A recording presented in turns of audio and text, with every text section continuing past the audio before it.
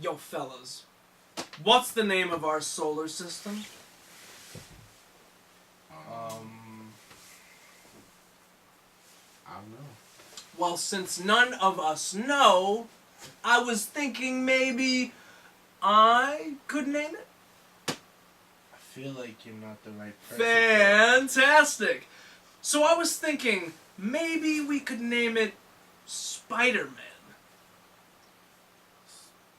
Spider-Man? Spider-Man. So, Spider-Man. Yeah. I mean, there's nothing stopping us from naming it Spider-Man. Mm-hmm. But why? Why? You mean you don't know? Because of the Goblin.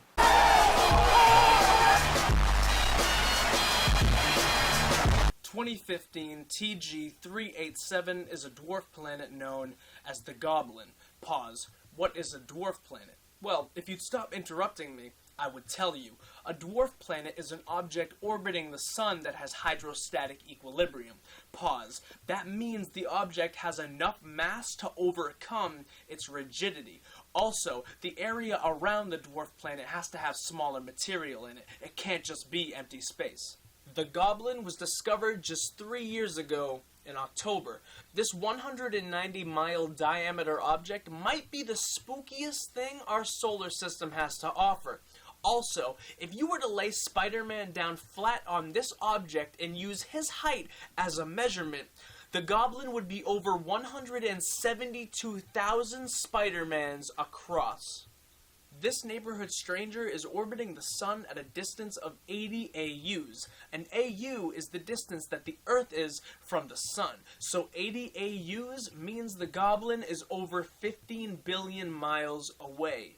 Let's have fun with that distance for a minute.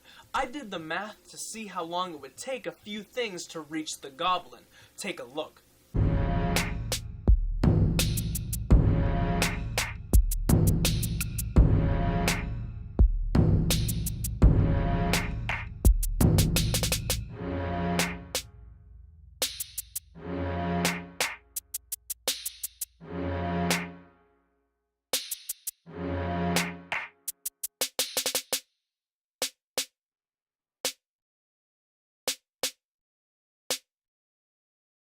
One full orbit for the Goblin takes roughly 40,000 years. So that means within only one orbit, we potentially could have gone from first domesticating wolves to the present day.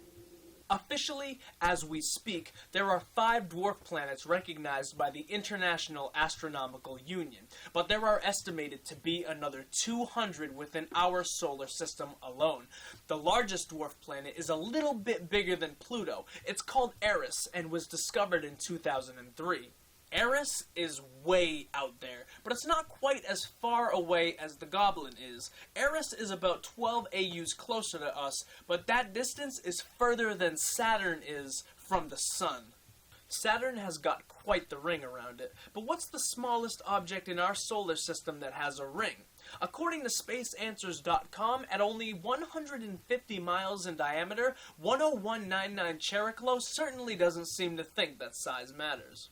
Anyway, what's the big deal with this Goblin, and why am I talking about it right now? Because scientists believe it's being pulled so far away from the sun because something else is out there. Something, maybe. There are a few other astronomical bodies whose strange behavior could be explained by the existence of a 9th planet. Planet 9 is estimated to be about 10 times the size of Earth. Well, is there a 9th planet?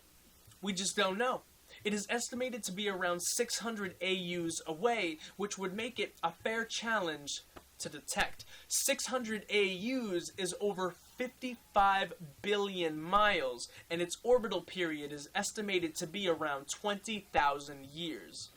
As of right now, we haven't confirmed the existence of this 9th planet, but Konstantin Batygin said that the objects being influenced by Planet 9 have less than a 1% chance of their orbits facing the same direction naturally. And if we believe there's even a 1% chance... Additionally, Planet 9 would be extremely faint. The estimated 55 billion mile distance from the Sun would make this hypothetical inhabitant 600 times dimmer than Pluto.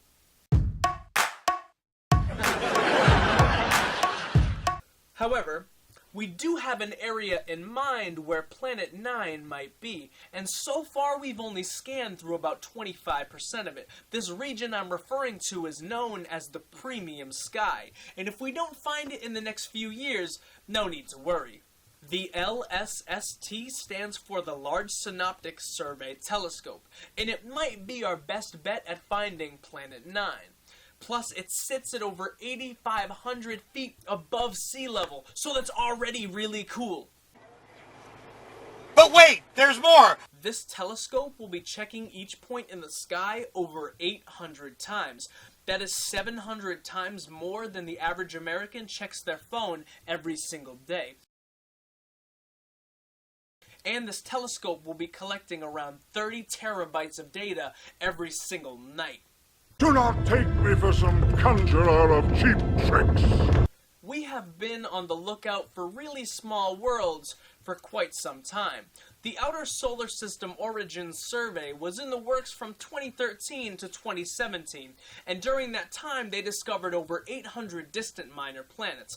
A minor planet is an object orbiting the Sun that isn't referred to as a planet or a comet. Smaller bodies that have an average orbiting distance further than that of Neptune, about 30 AUs, are referred to as trans-Neptunian objects, but the icy chunks that make up the Kuiper belt are referred to as Kuiper belt objects.